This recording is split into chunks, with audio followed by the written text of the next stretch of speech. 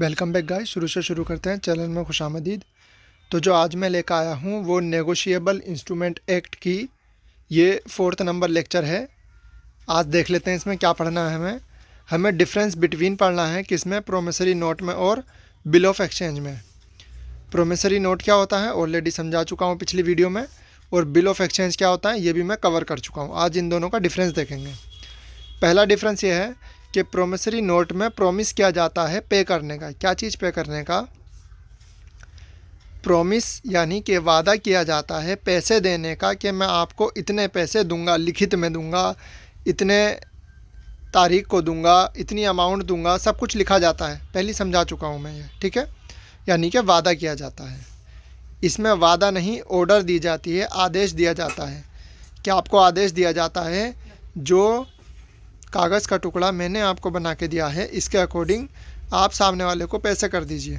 ये ऑर्डर होता है इसमें, किसमें? बिल ऑफ एक्सचेंज में। दूसरा पॉइंट, प्रोमिसरी नोट में सिर्फ दो पार्टी होती हैं, मेकर जिसने वो प्रोमिसरी नोट बनाया है, पेई जिसको उसके पैसे मिलने वाले हैं। बिल ऑफ एक्सचेंज में तीन पार्टीज़ होती हैं, ड्रॉअर जिसने वो बनाया है, और ड्रॉई जो वो पैसा देगा। किसका? जिसने वो कागज़ का टुकड़ा बनाया है उसका पैसा जो देगा, उसका जो पैसा देगा। और पेई जिसको वो पैसा मिलने वाला है।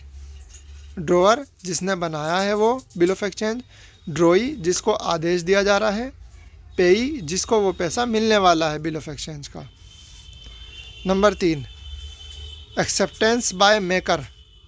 मेकर कौन है? जिसने वो प्रोमिसरी नोट बनाया है।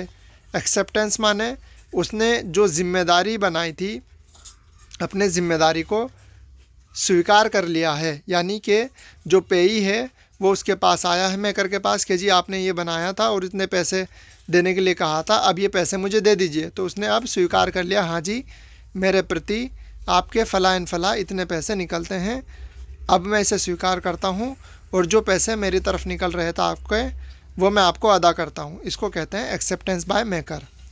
नंबर 3, इसमें एक्सेप्टेंस बाय ड्रॉअर नहीं होता है, क्योंकि ड्रॉअर का पैसा तो ड्रॉई के पास है। तो एक्सेप्टेंस बाय ड्रॉई, ठीक है। ड्रॉई कोई बैंक भी हो सकता है, कोई पर्सन भी हो सकता है, ठीक है। 4th point, maker and promissory.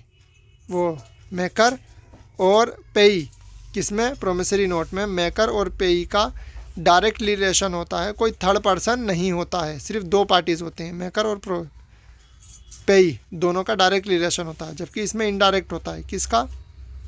Drawer का और पेई का। डायरेक्ट किसका होता है? ड्रॉअर का डायरेक्ट रिलेशन है ड्रॉई से।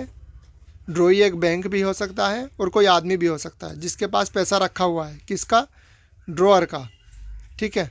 और ज़रूरी नहीं है पैसा रखा हुआ है ड्रॉअर का, वो डिमांड कर रहा है बनाने के बाद, मतलब आदेश दे रहा है बनाने के बाद ड्रॉई को कि भाई इससे ये पैसा लेना है, ड्रॉई से लेना है। और दे कौन रहा है? ड्रॉअर दे रहा है। समझ में आ गई बात? और ड्रॉई का डायरेक्ट रिलेशन होता है पेई से, ठीक है। तो ड्रॉअर बनाने वाला और जिसको पैसा मिल रहा है, उन दोनों के बीच में कौन पड़ रहा है? ये ड्रॉई, ये सेम ये ड्रॉई आ रहा है। तो ड्रॉअर और पेई का इनडायरेक्ट रिलेशन होता है, जबकि प्रोमिसरी नोट में डायरेक्ट रिलेशन होता है, ठीक है। और इनडायरेक्ट रिलेशन होता है ड्रॉअर और पेई का। तो 4 पॉइंट हमने पढ़ लिए। 5वां और लास्ट पॉइंट देखिए, लाइबिलिटी, जिम्मेदारी जो होती है वो मेकर की होती है पहली। जिसने वो नोट बनाया है वही पहले पैसे देगा, ठीक है। इसमें ऐसा नहीं है।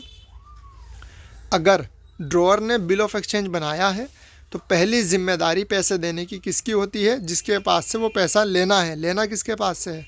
ड्रॉअर से नहीं लेना है, ड्रॉई से लेना है। तो पहली जिम्मेदारी ड्रॉई की है। अगर पेई को पैसा चाहिए बिल ऑफ एक्सचेंज के थ्रू तो पहली जिम्मेदारी ड्रॉई की बनती है। ड्रॉई कौन है? समझा चुका हूँ मैं। तो पेई को पैसा लेना है ड्रॉई से, पहली जिम्मेदारी ड्रॉई की बनती है पैसा देना पेई को। उसके बाद आफ्टर दैट सेकंड जो जिम्मेदारी बनती है वो ड्रॉअर की बनती है। जिसने वो बनाया है वो तो देगा ही। फिर मिसाल के तौर पे अगर आपने किसी थर्ड पर्सन को अपने पैसे उधार रख करके दिए हैं, अब वो आपके पैसे डकार गया, अब वो नहीं दे रहा सामने वाली पार्टी को, तो आखिरी जिम्मेदारी तो आप ही की बन रही ना, अब वो पैसे देंगे आप, ठीक है।